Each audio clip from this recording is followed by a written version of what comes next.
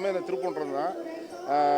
இப்போ வந்து இந்த போராட்டத்தின் நோக்கம் என்னன்னு கேட்டிங்கன்னா, நீதியரசர் சுவாமிநாதன் சொன்ன தீர்ப்புக்கு வந்து முக்கியத்துவம் தரணும். இது எதுக்குறது வேற யாரெல்லாம் பரவாயில்ல, தமிழரசு வந்து இதுக்கு முட்டுக்கட்ட போகிறன்றது எங்களுக்கு ரொம்ப வருத்தமாக இருக்குது. அதுக்காண்டி தான் உள்ளூர் மக்களாக சேர்ந்து நாங்கள் இந்த உண்ணாவிர போராட்டம் ஆரம்பித்தோம். இதுக்கு என்ன காரணம் கேட்டிங்கன்னா, நிறைய பேர் வந்து வெளியே வந்து ஊரில் இல்லை பிரச்சனை இல்லை, வெளியூர்காரங்க வராங்க ஒரு டாப் ஓடிக்கிருந்துச்சு. அதுக்காண்டி தான் நாங்கள் முழுக்க வந்து உள்ளூர்காரங்க நாங்கள் யாரும் காமிக்கிறோம், நாங்களும் இருக்கோம்.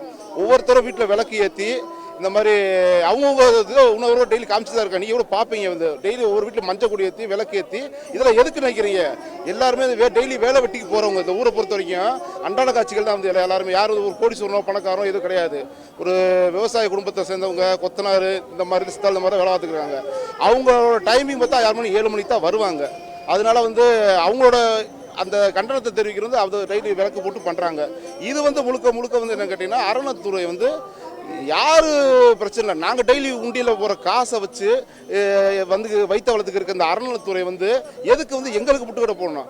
சில செய்திகள்லாம் பார்க்குறப்ப ரொம்ப மனசு புண்படுது. உள்ளூர் மக்களை எங்களுக்கு தான் தெரியும், வெளியே யார் வேணா என்ன பேசிட்டு போயிடலாம். வந்து இந்த எம்பி பேசுகிறாங்க, எம்எல்ஏ பேசுகிறாங்க, அவங்களுக்கு என்ன திருப்பூரை பற்றி நான் தெரியும்.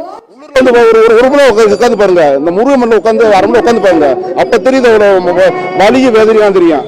இது வந்து இப்போ நேற்று என்ன பார்த்தா தொழில் துறை வந்து அது கிரானைட் கல், அளவு கல், இந்த கல்ன்றாங்க. என்ன அளவு கல் என்ன தெரியாம இருக்கிறேன். மலை உச்சியில போய் இன்னைக்குனாச்சும் வந்து ஒரு சென்சார் இது இருக்கு, சென்சார் வச்சு இந்த மீட்டர்னு சொல்லி அளக்கலாம். அந்த காலத்துல எந்த சென்சார் இருந்துச்சு? பயோஸ்கோப் கூட கிடையாது. அதுல போய் வச்சுட்டு நில அளவு அளந்தாங்களாம். எந்த ஊர்ல நில அளவு கல் இவ்வளவு தூரம் இருந்திருக்கு? இன்னைக்கு ஒரு வீட்டு பத்திரத்தை எடுத்து வச்சு அளக்கிறா இருந்தா 1 இன்ச்சு மாறா கூட பக்கத்துல இருக்கிற சட்டைக்கு வந்திருக்கேன். அந்த காலத்துல எப்படி இதாச்சு?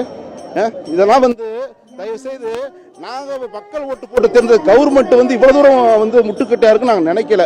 அதுக்குத்தான் இந்த உள்ளூர் மக்கள் சேர்ந்து ஒரு அடையாள உண்ணாவிரதம், அது காவல்துறை அனுமதி கேட்டால் அது மறுக்கப்பட்டுச்சு. இப்போ உச்ச நீதிமன்றத்துக்கு போய் ஒரு சின்ன பெர்மிஷன் வாங்கிட்டு வந்து பண்ணிக்கிருக்கோம். இதுலயும் பாருங்க அடையாளம் அப்படி சொல்றாங்க. எந்த அடையாளம் கிடையாது. இன்னைக்கு யாருங்க கட்சியில் இல்லாமல் இருக்கா? எல்லாமே அரசியல் பின்புலத்தான் இருக்காங்க. அரசியல் பின்புலத்தில் எல்லாம் இருக்காங்க வந்து. அதனால வந்து நான் சொல்றோம், இன்னைக்கு ஒரு நாள் வந்து அவங்கவுங்க அரசியலை வந்து அடையாளத்தை மறைச்சிட்டு அப்படி வந்து வாங்கன்னு சொல்லி தான் அழைப்பு விட்டுருக்கோம். அந்த இடத்துல தீபம் ஏற்றுனா தேவையில்லாத சட்ட ஒழுங்கு பிரச்சனைகள் ஏற்படும் அப்படின்னு சொல்லி கோயில் நிர்வாகம் சார்பில் சொல்றாங்க. என்ன அது என்ன சட்டம் அதை விளக்கி சொல்லணும்.